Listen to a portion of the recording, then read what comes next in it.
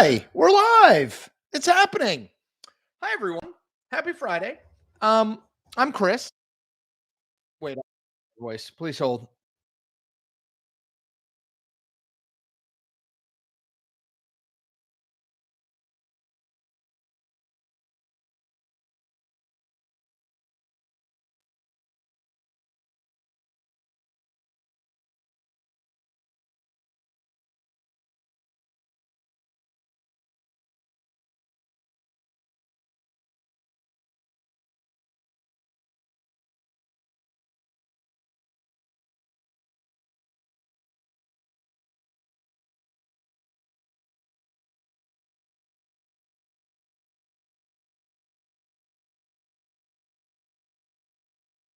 Can you hear me?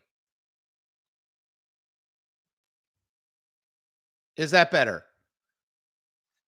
Okay. Sorry. Okay. Um. So, all that is to say, you can still hear me, right?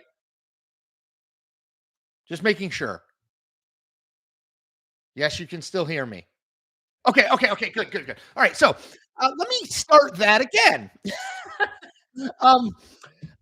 There are 11 shopping days till Christmas. I was saying what I want is I'm trying to get a full set of these. So from 1972 to 2014, there was a 1970 to 2024, excuse me. Every 2 years, the Almanac of American Politics comes out. This is an amazing book. I actually contributed to it. I use it all the time, but I really want a full set. So that's what I'm going for. Um, First of all, the biggest news. I can't believe I buried the lead on this. I'm glad I didn't say this part when no one could hear me. Dun,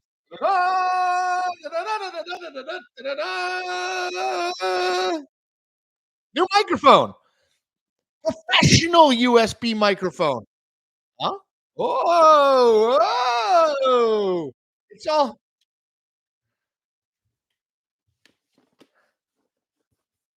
it's all happening.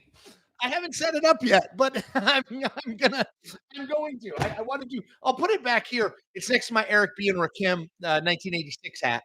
My favorite thing. Okay, so um, we have a new microphone, people.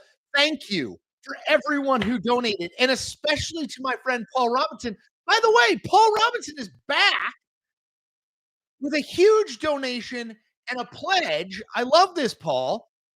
Paul said, in the spirit of the holidays, I will match all donations made during this episode up to $500. That is incredible. So, folks, if you want to donate in the spirit of the holidays, please do. Thank you, Paul. That's incredibly kind of you. Um, uh, Two things. One, you can always just donate here. I would love that's wonderful and great. And I'll read your questions first. If you want to also go over check out my Substack where I'm writing every single day.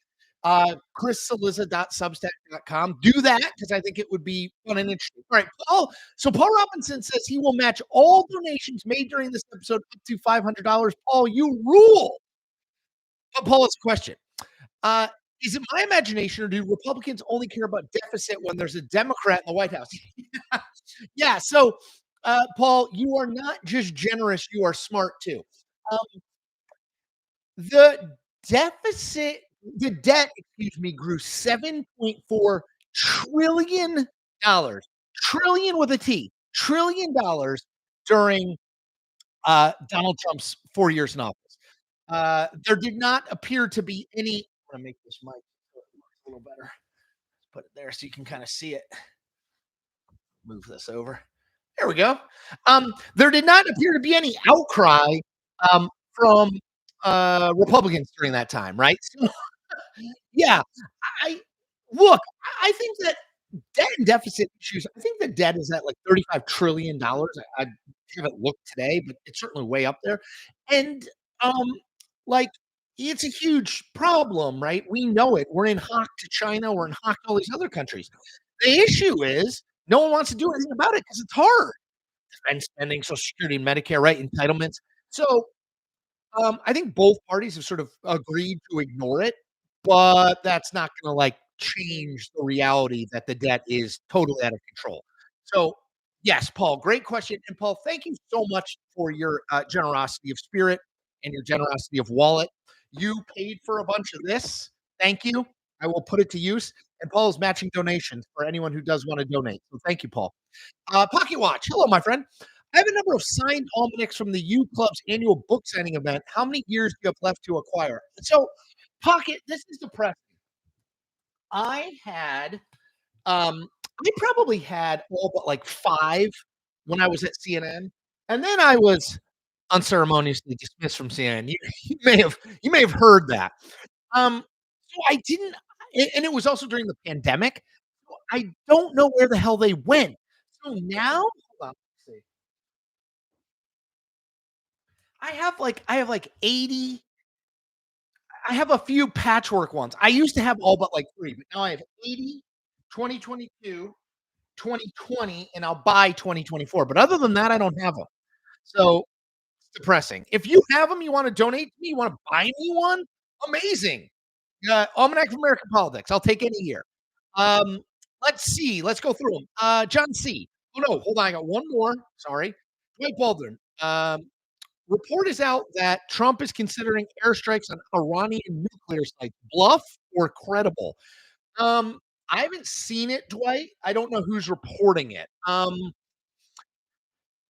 You know, I tend to think things. This is like the tariff conversation. So I tend to think the things that Donald Trump does, um, like before he's president, that he's telegraphing more than a month, like 5 weeks before he's president. I don't know if it's a bluff, but I don't think it's like I wouldn't take it to the bank, right? I think he's doing it to jockey the position and to negotiate. Obviously, he's not in charge of our military arsenal at this point, so he can't make airstrikes. So happen. So we'll see. Bluff is probably the wrong word, but I would say negotiating tactic. Is that fair? And I should remind people I didn't do this at the top. If you want to donate, I would love to have it. It helps fuel my livelihood, which is doing this YouTube channel and making and doing my Substack. So if you like this and you want to support it, like my friend Paul Robinson does, awesome. I very much appreciate it. And the way that I will reward you is to bump your question up to the top and make sure it gets read during the chat. That said, I understand not everyone has money to spare. I want this channel to be for you too. And I want my Substack to be for you. 75% of what I write on Substack is free. So I want that to be true too. So I will answer as many questions as I possibly can, whether or not you donate. But if you do donate, just so you know, it's very much appreciated. And Paul has said he will match any donation all the way up to $500, which is incredible. Okay, Luke Groth. Hey, Chris, I'm curious who you think after Bernie Sanders, the leader of the left of the Democratic will be. I think it's an interesting question. Maybe you should make a video on it. I did make a video on this. This week, Luke, I guess I didn't say like she's the inheritor to Bernie Sanders, but I think Alexandria Ocasio-Cortez is sort of the most interesting person in the Democratic Party right now, and she absolutely is the heir to the sort of Bernie Sanders economic populism, left socialist democratic part of the party. So, her for sure. Chris Murphy, senator from Connecticut, is sort of intriguing to me as well. I think he's someone that play in that space, a little bit more establishment, but could play in that space. Ro Khanna from California, House member. I think he's going to run for president. Very interesting. Uh, Sort of very pro tech because he represents Silicon Valley, but definitely liberal. So that's another name I'd say. Ben Thompson. Hey, Chris, do you think going forward Republicans really have this new coalition, or it's only Donald Trump who has given the underperformance of DeSanctimonious and others in the primary? Terrific Ron DeSanctimonious reference. I prefer pudding fingers, but either way. Um, I think that's the question, right? We've talked about this on these chats before. I've written about it in Substack. Like, to me, the issue slash question is what is this? Is what we saw in 2016 to a little lesser extent in 2020 and definitely in 2024. Is this a Trump specific coalition, as in, like, these people are voting for Donald Trump and that's it? Or is this a Republican coalition? Like, can a Republican candidate not named Donald Trump, like, for example, JD Vance, can he win 1 in 3 non-white voters like Trump did? Can he basically fight the Democratic nominee to a tie among 18 to 29-year-old men? I don't can he win white working class, voters as much as Trump did? I don't know the answer to that, right? To me, the parallel is pretty obvious between Obama 2008 and 2012 and Trump 2016 and 2024, which is we wondered about the Obama coalition, like, was it an Obama coalition or a Democratic coalition? It turned out, I think, to be more Obama specific. If I had to guess, I would say I think this is a more Trump specific coalition as opposed to a Republican coalition, but, like, we'll find out. Let's see. Matt Davidson. Matt, thank you so much for the donation. Uh, and I did do a conversation with Matt for his podcast this week. Chris, thank you for your time on Wednesday. No problem. A question we didn't get to. There's talk that Elon Musk wants to buy MSNBC. I think Fox will have a huge problem with that and will do what they can to block it. Thoughts? Well, MSNBC isn't for sale as far as I know. I mean, I know they're doing SpinCo, which is like the content channels that used to be NBC Universal or Comcast. But it's not for sale. I don't think Musk would do that. I mean, it is a wicked troll move, and I don't know if it's for sale, but I don't think that's going to happen. I guess color me skeptical on that one, Matt. And good to talk to you. Andy King. Hey, Chris, do you think Tulsi Gabbard will be the first female president? MAGA loves her, and she could win Democratic voters being a former Dem.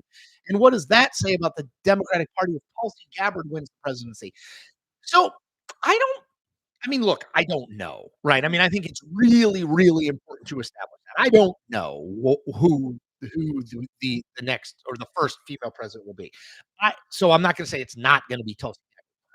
What I will say is I do think there's a decent chance that the first female president is a Republican, not a Democrat. Um, because I think that you're going to need sort of suburban Republican women to vote for that candidate to win. And I think suburban Republican women are more likely to vote for a Republican than they are for a Democrat, a female Republican than a female Democrat. Um, I wouldn't put Tulsi Gabbard at the top of that list. I guess I put like, let's see, president. I mean, it could have been Nikki Haley, but I don't think she's going to be the candidate for the party. Um, like the current iteration of the party. Sarah Huckabee Sanders, I think is certainly a possibility. She's the governor of Arkansas. I think she'll probably run the next time that she can. But I think there are other names. I mean, yeah, maybe Tulsi Gabbard. I don't know. Like I said, I don't want to rule anything in or out. Um, Tommy Farrell. Now that the DC Circuit has upheld the TikTok divestment bill, what do you see Trump doing on the matter, assuming it's put on hold pending SCOTUS disposition before its January 19th effective date? So Trump has been back and forth on this. He used to say we should ban TikTok because of the ties to China or force a sale. And now he says, oh, it's actually probably going to be okay. My guess is he will allow it. Like, I don't think he's going to push to ban it. But it's a legal case right now, right? So we have to wait for the Supreme Court. So I don't think he's going to be beating that drum to ban it. Would be my 2 cents on it. Um, let's see. Hold on. I'm scrolling through. I'm making sure I didn't miss anybody else who has donated because I want to make sure if you donated, then I want to reward you and ask your question. But I think we're good. Okay. Human NC. Do you think Brian Thompson's murder will make healthcare a more important issue in 2026 and 2028? It's a good question. If it had happened right before an election, yes.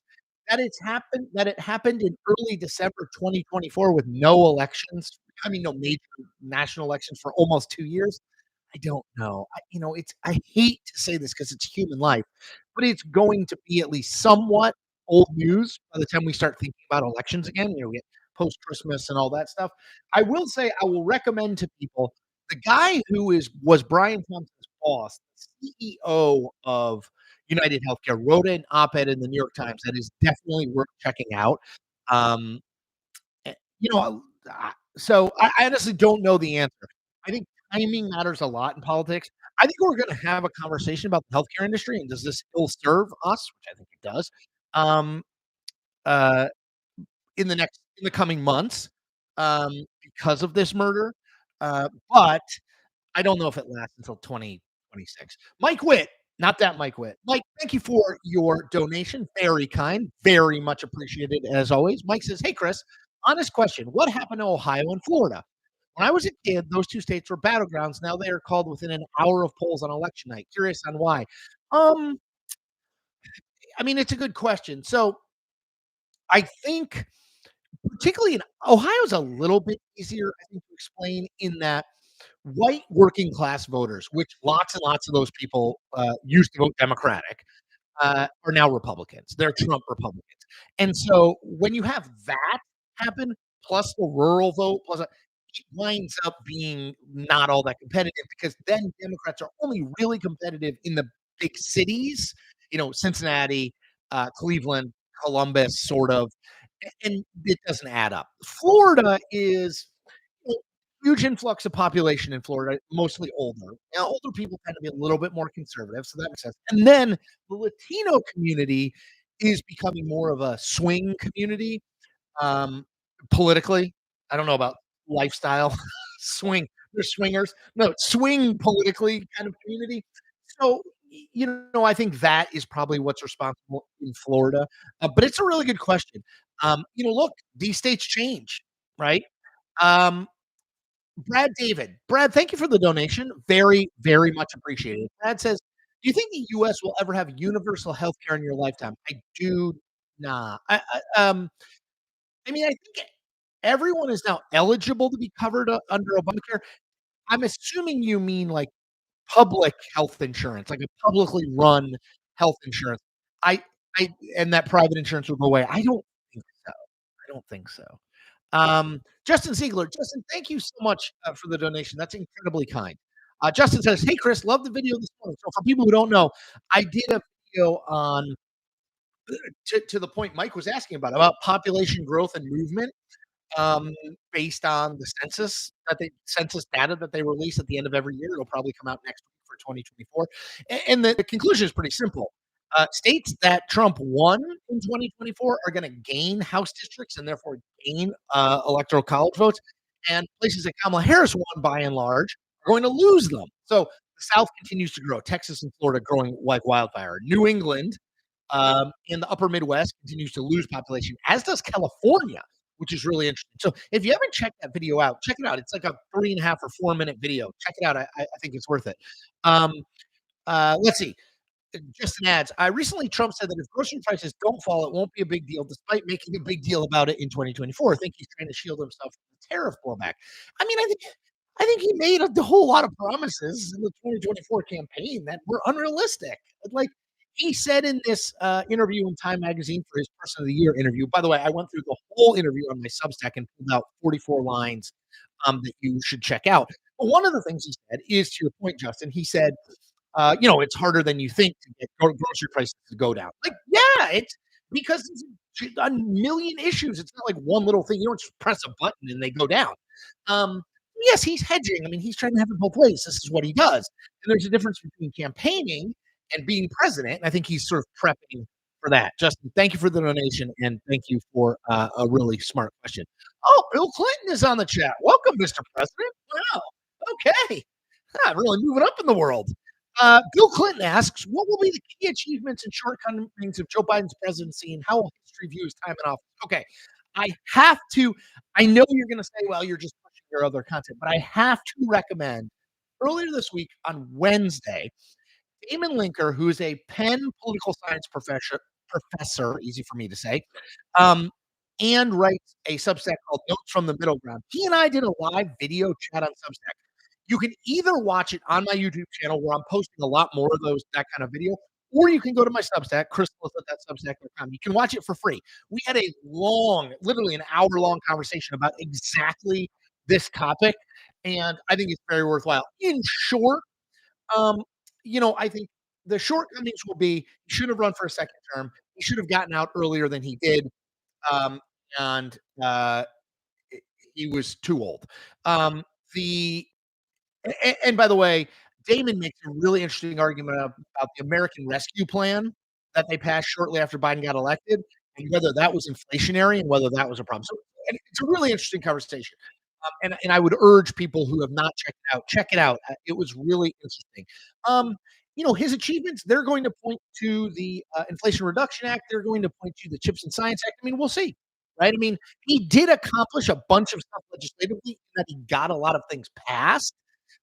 How does that translate to his legacy? I don't know. Um, James G. Hall. Not sure if you were able to get to this one last week, but any thoughts on the governor's race in Virginia next fall? Yeah. So, Winsome Sears is the Republican lieutenant governor. She's a black woman Republican who's been the lieutenant governor for the last 4 years. Interesting profile. I think the Democratic nominee is gonna be Abigail Spanberger, who is a congresswoman who's retiring to run, governor of Virginia because it's a 2025 race, so she's doing that now. Bobby Scott, who is a former member of Congress, has now who's an African American from the Virginia Beach area, Tidewater, down in southeastern Virginia. He has floated his name of late as a potential Democratic candidate against Spanberger. I still think Spanberger would probably win that primary, but she definitely does not want a primary because Sears isn't going to have a primary. So if you ask me, I think if Spanberger doesn't have a super divisive primary and Sears, as we assume, is a Republican nominee, I'm going to give Spanberger the edge there. I still think Virginia in a neutral-ish year is better for Democrats than for Republicans.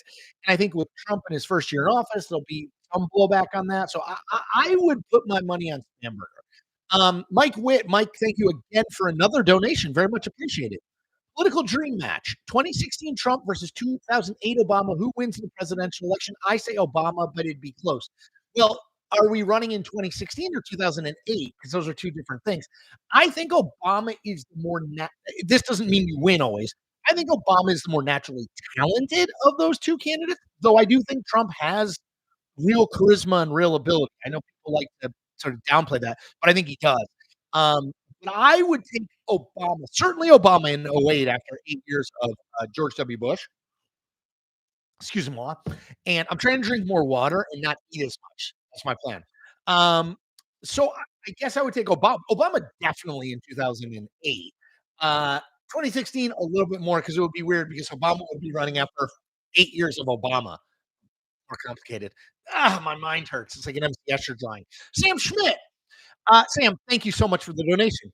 Hi, Chris. What do you think? Hello, Sam. What do you think is the most likely Republican policy that this new administration would try and pass that could actually backfire on them? Could it be getting rid of the ACA no replacement? Yes, 100%. It would be political insanity for Donald Trump, Mike Johnson, and John Thune to say, you know what we should do? Let's take this Affordable Care Act, which, by the way, I will note, Kaiser Family Foundation does polling on the Affordable Care Act every 6 months or so. The last poll I saw, it was in May, but still, the last poll I saw, it was at like 60% approval. Why would you work to get rid of something that's at 60% approval? You wouldn't.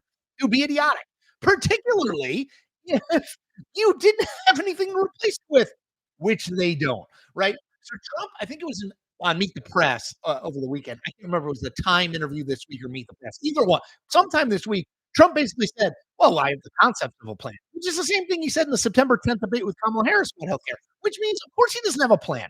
They would be insane. I cannot emphasize this strongly enough. They would be insane to try to get rid of a popular healthcare law.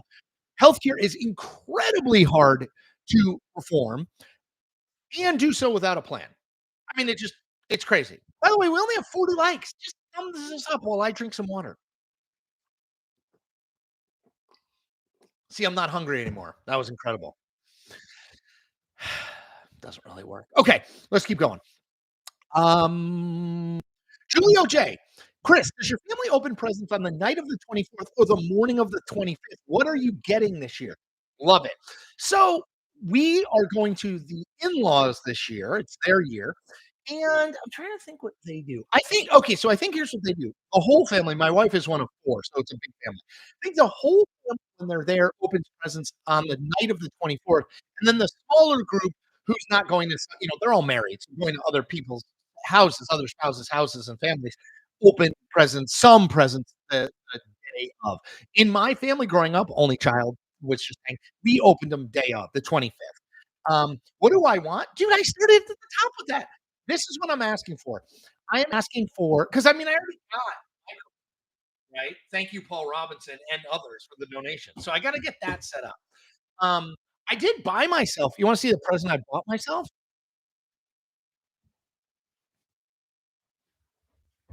Chuck Taylors. I needed new white sneakers, so I bought Chuck Taylor. But what I really want is the full set, 1972 to 2024 Almanacs of American Politics. How many years is that? 50? It's like 26 books, I think. So that's what I'm going for. That's my goal. That's what I want. Well, thanks, Julio. Dr. Banana, the doctor is in. Chris, could you arrange for music to be playing while we wait for the live stream to start? Marketplace does that. Thanks. I mean, I don't know how to do that, but I'll look at let me take a note and I'll get back to you. Dr. Banana says, and what do you think about the New Jersey drones? Totally fascinating story. I don't know if people know this about me. I am like a little bit of a UAP UFO guy. Like it's totally fascinating. Trump, by the way, has said he was going to open up a lot of the files about unidentified aerial phenomena, which is what we now call UFOs. The stuff going on in New Jersey is super, super interesting. And I'm gonna stay on top of it. My favorite quote coming out of it is Josh Gottheimer, who's a Democratic congressman who's running for governor, said, "We can't be the New Jersey can't be the Wild West of drones. Jersey's the Wild West of many things." Mike Witt. In other news, Chris, you heard it here first. Texas wins the playoff because Sark pulls a Saban and benches Ewers for Arch and wins it. Thoughts? Man, I really hope that doesn't happen. I will take any of the 11 teams other than Texas because that would be a nightmare for me and my family. Because all of my in-laws went to A&M, and we cannot have UT or TU, as it's commonly known, win. I'll take anybody else. I'm rooting for Tennessee because my kids have friends who are Tennessee fans, and I think Georgia's going to win. Well, actually, no, because Carson Beck is hurt. I have to re-examine that. I don't know who's going to win, but I'm rooting for Tennessee. Mike, thanks for the donation. Uh, YouTube, amazing. Thank you for the donation in pounds, no less. Longtime UK viewer, first time caller. Loved your content for years, but gave up following US politics after the election result. I think I gave up on the US too. See you when the next election news starts. The election news is already starting. Do not give up. There's lots of interesting stuff going on. I always say, like, just because we can't agree on everything doesn't mean we can't agree on anything, right? People are making moves. Things are happening. Don't tune out. This is the time to tune in. Putting your head in the sand has never been a viable option in life.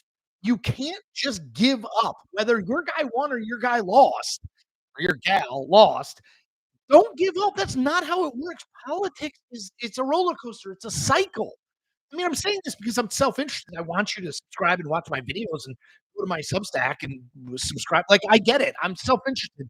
I also think it's really important for democracy that people who didn't get the result they wanted don't just say, I'm out. Costanza style. Dr. Always First, thanks for making a video about the 2030 census impact about reapportionment. No problem. Oh gosh, now I'm going through all the audio issues when I accidentally muted myself. But here's one: Whiskey Eyes. Best presidential library, go Nixon. But Nixon is my favorite president. I've said this before. He's the most fascinating president, most sort of like psychologically deep and odd and complex. Like, so Nixon's my favorite president. So that's why. I just came to Paul Robinson's donation again, just to remind people who might not have been in at the beginning. Paul gave $100 to this microphone, which is incredibly generous. He has donated $50 in the spirit of the holidays and said he is going to match all donations made during this live stream up to $500, which is, I mean, Paul, I can't thank you enough. At some point, we're going to have to meet. Okay. I went through all of these. No audio, no audio. Okay, I'm back. Um, what do you think of Jim Maxfield? What do you think about Trump starting to back away from some campaign promises, and will anyone care? Of course he was going to do this, Jim, because yeah, I'm strangely not hungry all of a sudden. He was going to do it because, like, he wasn't going to end the war in Ukraine on day one. He wasn't going to solve the Middle East on day one. This week, I think it was in the Time interview, he said he's going to start pardoning January 6th, people arrested on January 6th, 9 minutes into his term. Very weirdly specific. he's gonna walk back a bunch of stuff because it's just not. I'm not saying he might never help end the war in Ukraine, but he's not gonna end it on the first day. Will anyone care? If past his prologue, probably. I mean, I think people would care if he did nothing on the border, for sure, because it was such a signature issue. If grocery prices and gas prices surge, I think people will care, but anything beyond that, uh, I don't know. Let's see. Yes, Host Rue says, "Woo, new mic, and the dramatic arc is closed." So true. H says, "Drop the mic, not LOL." 4 AM pizza. Which microphone is this? Sorry, I'll give. So anyway, this is the Rode. Is it Rode? Art Rody? This?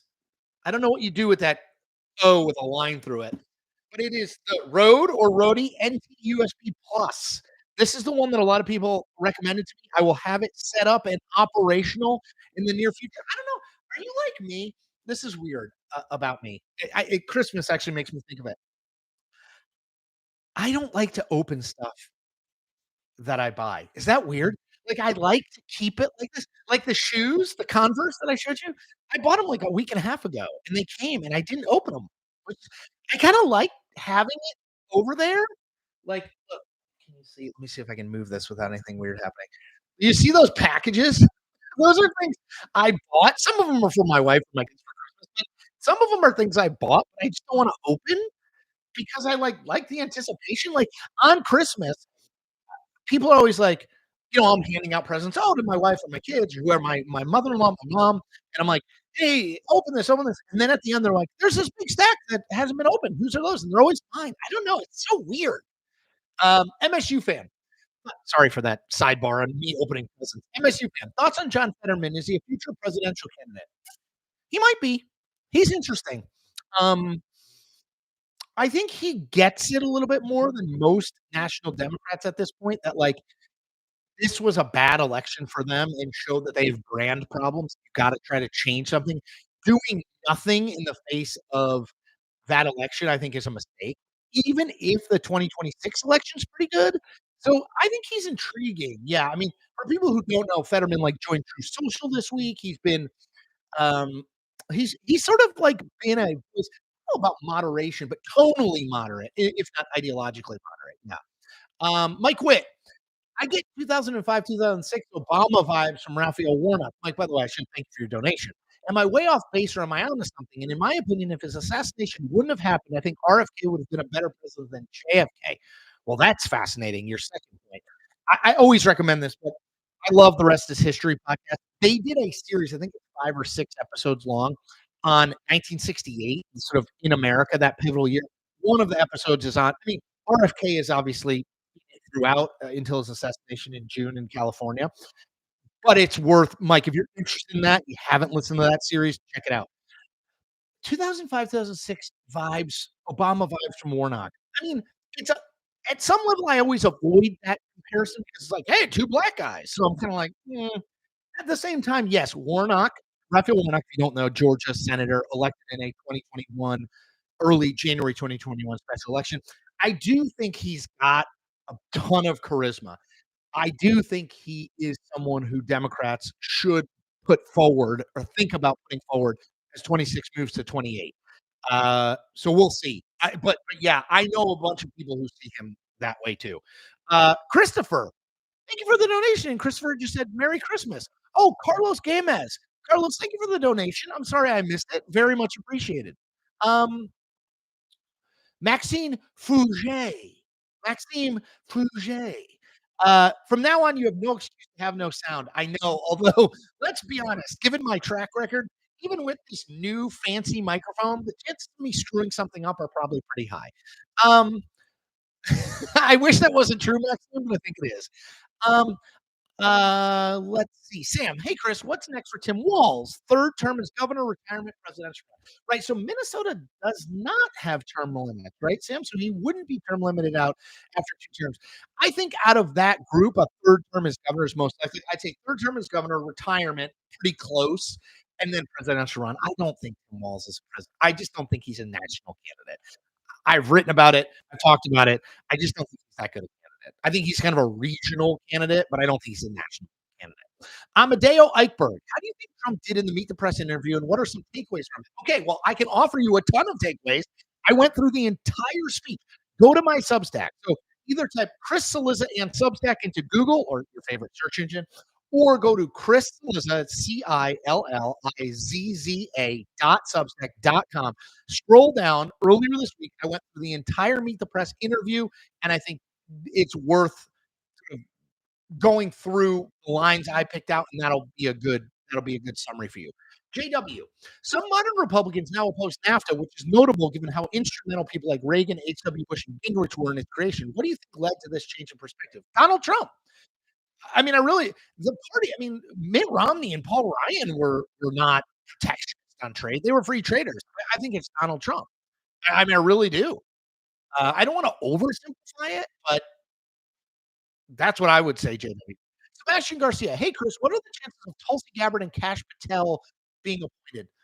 Um, I guess I would say a little lower right now for Gabbard than Patel, but definitely both over 50%. Stock taters, were you canned when Don Lemon was? No. Um, I was part. So I know people say this is a distinction without a difference, but I truly believe that I was laid off, not fired. So at the end of 2022, November 28th, 2022, I remember it distinctly. I was laid off. I was one of the more high profile CNN people laid off, but there are probably 150 or 200 total people laid off. Don left after that. They made a morning show with Don, Caitlin, and Poppy Harlow. That didn't work out, and then Don was booted from CNN after that. That was after me. He lasted longer than me. PJ, thank you for your donation.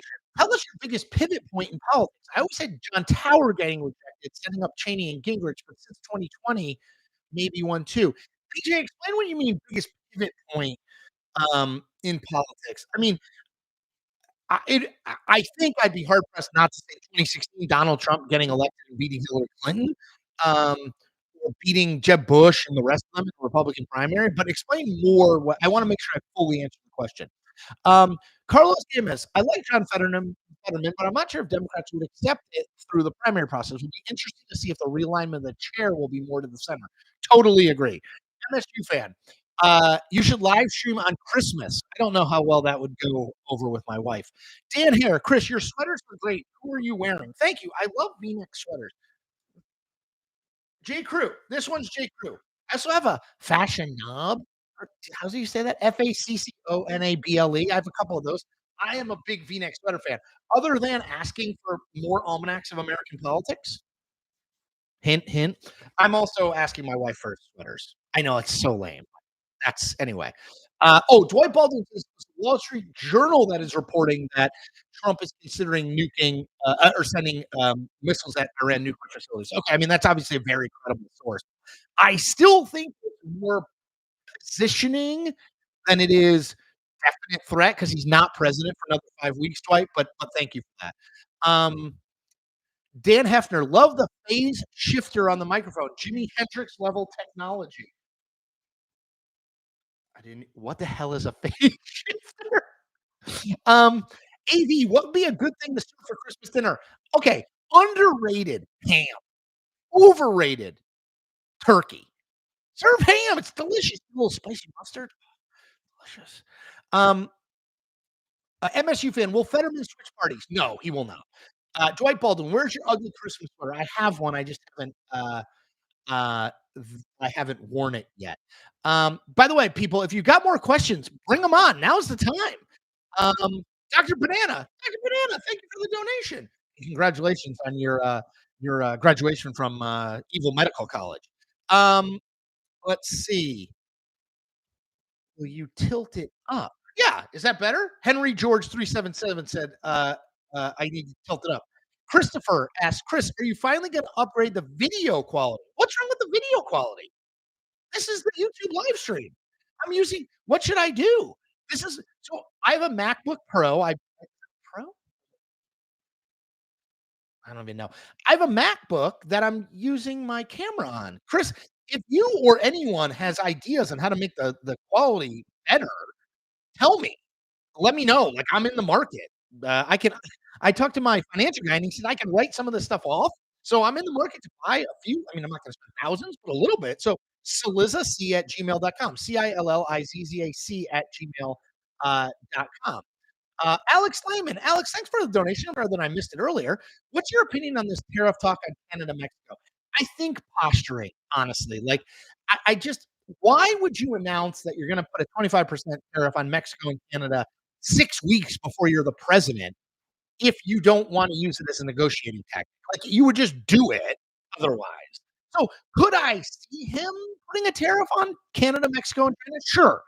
Do I think this threat last week is that? I don't totally. Um, hold on, I'm just scrolling. Uh, doo doo. Sly Fox. Hey, Chris, I recently saw your video regarding AOC and how she could be a dark horse for 2028, how she could be more of a power play in the Democratic Party. I would like to provide a counterpoint. But you didn't provide a counterpoint. You just said you'd like to. Do it. Um, let's see.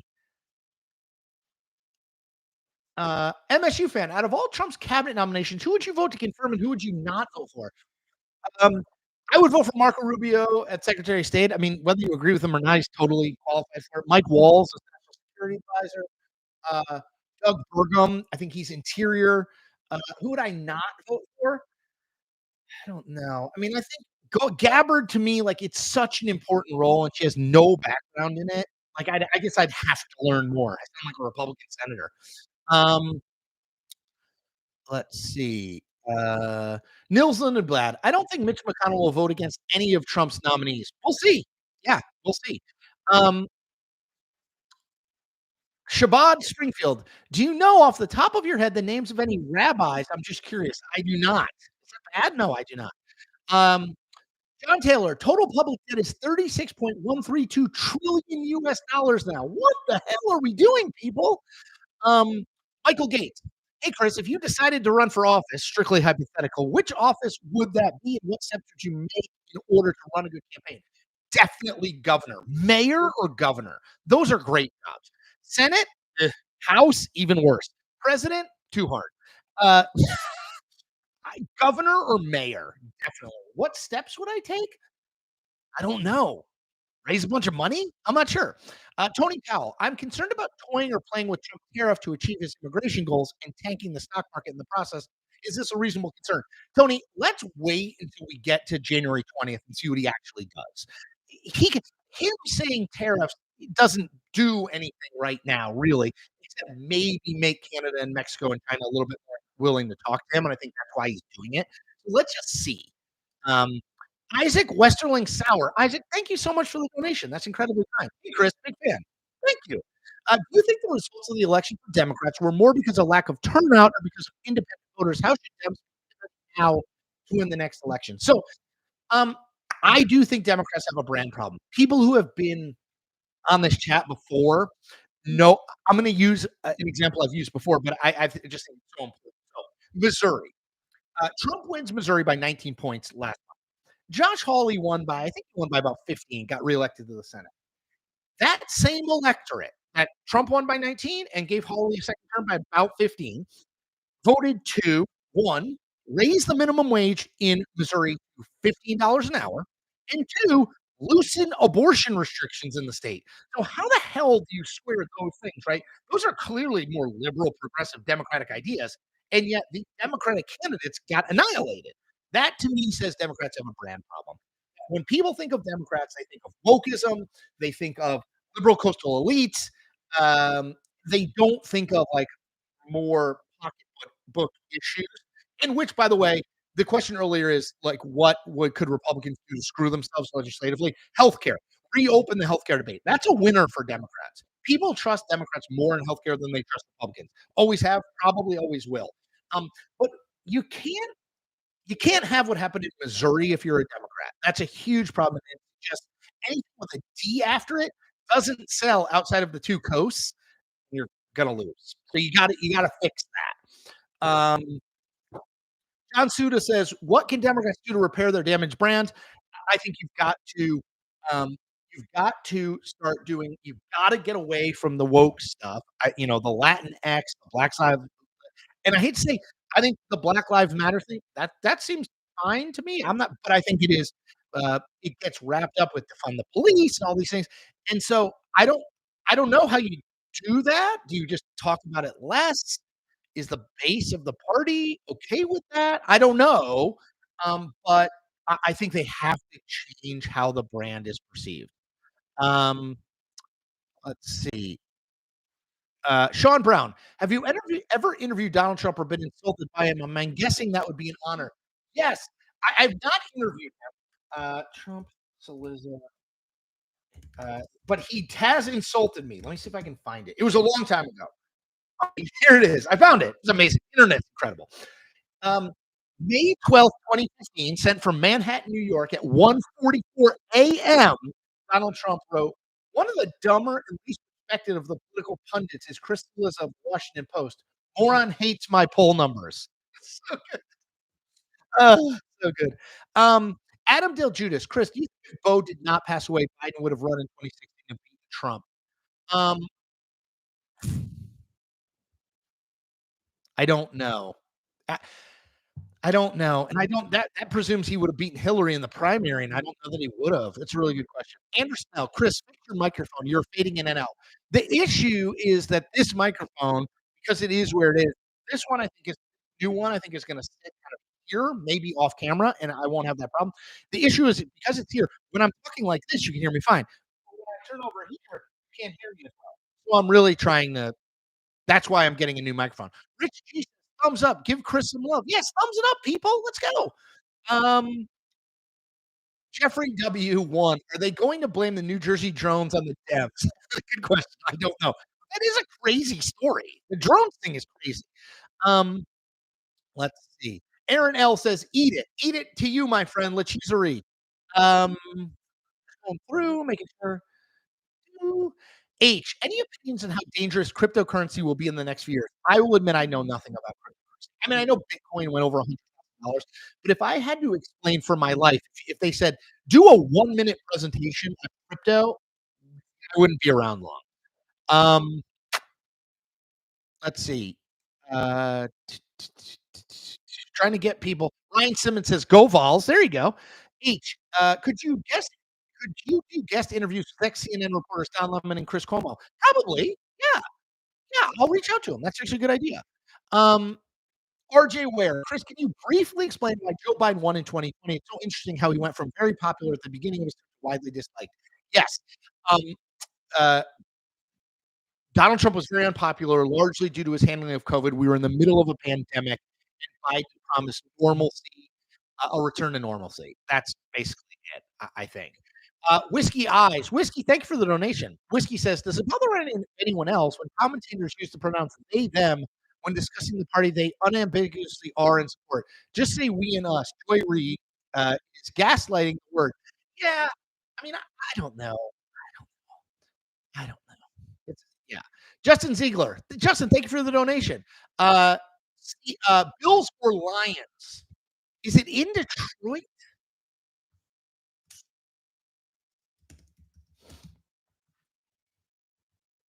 Yes. Give me the Lions. It's in Detroit. If it was outside in Buffalo, I take the Bills. Love the Catherine Beach. Love the shoes. I just ordered a pair too. They're pretty great, right? I like them. John Taylor. Who leaves first, Vivek Ramaswamy or Elon Musk of Doge? Elon, I think. BMP. I was in the Model UN committee with Luigi Mangione. Really fascinating. Um, I'm scrolling. Let's see. Tslav2488 says to Mike Witt, I get Obama vibes from AOC, not Warnock. Interesting. Um, Henry George 377 says the nominee will be someone we have never heard of or AOC. Okay. Dan John, would Ron DeSantis be better off not pursuing any cabinet position and instead finish down his term and focusing solely on the presidential race? Why have the extra responsibilities? Yeah, it's a good question, honestly. Like when I heard that he was the kind of preferred replacement for Hegseth at defense, I was like, oh, know about that. Um, because I feel like when you're taking these Trump cabinet jobs, you're very likely to get fired at some point. It's like being a baseball manager, like, you're gonna get fired, it's just a question of when. So I don't know. I think DeSantis' issue is that he needs to get closer to Trump. Like, he needs to be seen as kind of a potential Trump heir, and he's not right now. Alicia Clouser, everyone hit the like button for the algorithm. Yes! The robot, I get the Obama vibe from Ruben Gallego. That's interesting. Gallego's interesting. So 44, 45, Hispanic, military vet, and now gonna be a senator from Arizona. Um, let's see. Uh, let's see. Sorry, I'm keeping, reading. Um Oh gosh, sorry. Things are jumping around. Just give me 1 second. Um, the Lovey 999 says, "Hello from Germany. Dump the deranged one." I guess. I mean, I see that view, but, we should talk about the German national soccer team and Musiala. Um, Sphinx God, why doesn't Jon Stewart run for Senate already? Would he run from? New York? Weird. Um, hold on, I'm just going through, making sure I'm not missing people. Whiskey Eye says, "I'm a MAGA Republican. I'd be afraid of AOC taking the main stage. She's definitely got that it factor. Please keep lifting up boring milquetoast neoliberals." I totally agree. Yes, um, she has the wow factor. If you have not seen AOC, her speech at the Democratic National Convention in 2024, you need to see it. Really, really good. Rich G, thank you for the donation. That is so kind of you. And he says, "Thanks for everything, Chris." No problem. Um, Chuck Erickson, can you increase the volume? Don't move your head so much. Haha. I mean, I can turn the volume up, but I I don't know. I don't know. Yeah. C. Romero says, "Also, can you check the mic is plugged in right?" It is plugged in right. Yes. Uh, but again, Henry George says, "Now show the socks." I actually have good socks on today too. Hold on. Can't get my leg up that far. Can you see them? They're Christmas socks. It's Snoopy. Hold on. They're they're Christmas socks. It's Snoopy saying "Merry Christmas" on his doghouse. Um, C. Romero, what was your reaction at the time when Trump tweeted about you? I was thrilled because I knew that it was going to get me a lot of Twitter followers. Um, Brian Stevens, you have to look into the gate settings on your microphone. Something about the levels are a little off. Okay, I'm getting rid of this microphone literally this weekend, so you'll never see it again. So let's hope that good old Rode microphone works out. Um, hold on, I'm just scrolling a few more. Mark W. Hey Chris, they trolling you, bro. Everything is perfect. How's your day going? How's your mental health? Thank you, my friend. Um, it's good. Uh, you know, building as always, right? Like the Substack is growing, but I'm not making $20 million off of it or 10 or $1 million off of it. So it's growing. YouTube is growing, right? Over 50,000, but gotta keep growing. But like, dude, I'm just out here grinding. I'm making content. So that's what I'm doing. Andy Smith, Chris, are there any Harry Potter books on the shelf? Yes. Um, there's So 3, 5, 6, and 7 are up there, kind of next. They're right. Sorry, I'm trying to figure out the pointing thing. They start right there. Love those books. Watched them all. I read them all. They're amazing. Um, Sierra Romero, how many hours a week do you think you work? I try not to think about it. Um, let's see. Uh, just checking. Oh, Famey Famous says Jon Stewart lives in New Jersey. Well, there's no New Jersey Senate seat that's open anytime soon. So they literally just elected Andy Kim to the Senate. Um, just making sure I didn't miss anything else. Dr. Banana said your kids or their school could probably make good use of your old microphone. Throwing into the trash. Good call. Andy Smith says, "Yeah, I can see the spine for Deathly Hallows." Yeah, man, I love those books. Also, Harry Potter World or whatever in was it Universal? It was incredible. I drank like 5 butterbeers minimum. May have drank more butterbeers. Might have been more. Um, how does Substack work? H asks. It's simple. It's a newsletter. You sign up for it, and it arrives in your email inbox. It's that simple. Like, or you go to the app on your phone and read it there.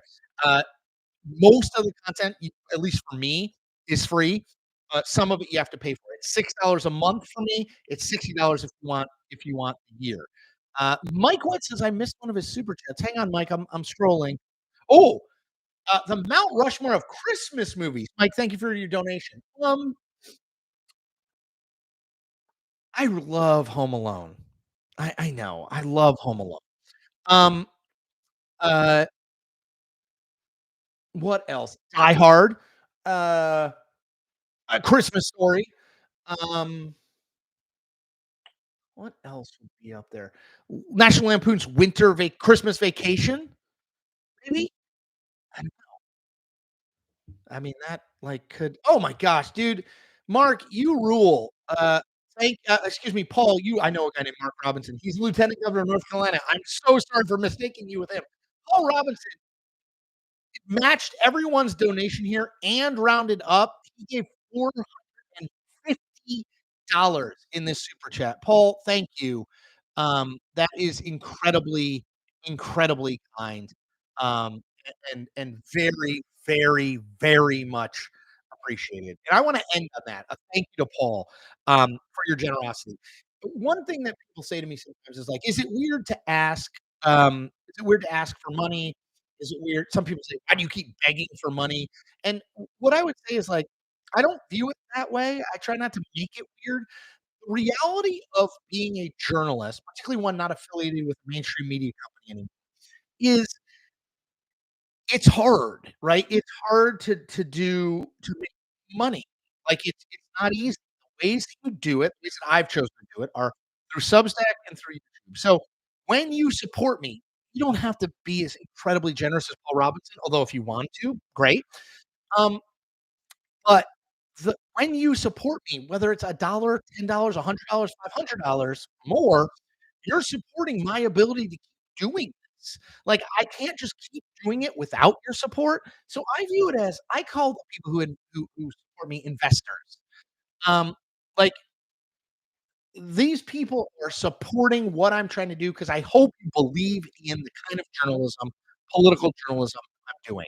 So if you do, even if you don't wanna subscribe or donate to me, subscribe or donate to someone who's in this space because it is really, really, really hard, and I think we do it because we love it, but we also have to make a living. So if you can help me and people like me make a living, it is incredibly, incredibly, uh appreciated. All right, let me end there. One thing I'm gonna do if you do have the Substack app, if you don't, go download it. At 3 o'clock today, I'm actually gonna drive to Georgetown. At 3 o'clock today, I'm gonna do a Substack live, just like this, but on Substack with Van Jones, who is my friend from CNN. So we're gonna talk about politics. We're gonna talk about the United Healthcare CEO. We're gonna talk about Donald Trump. We're gonna talk about where do Democrats go from here? How do you fix the Democratic brand problem? All these sorts of things. So if you want that, go to the Substack app. You just become a free subscriber if you want, or a paid subscriber. But go to the Substack app. You'll get a notice, and at 3 o'clock Eastern time, we're going to go live, and we will talk. So yeah, Substack live through the Substack app. Just sign up for the Substack app and become a follower and a subscriber, paid or free, and you will get a notice at 3 o'clock when we go live. You can watch. It's very much like this. Watch me interview and kind of chat with Van Jones. All right, everybody. Um, Take care of yourselves. Be well. I'm going to do one more of these the 20th, that Friday, and maybe one the 27th. I don't know. Um, and I will have a new microphone next week. I'm putting it in this weekend.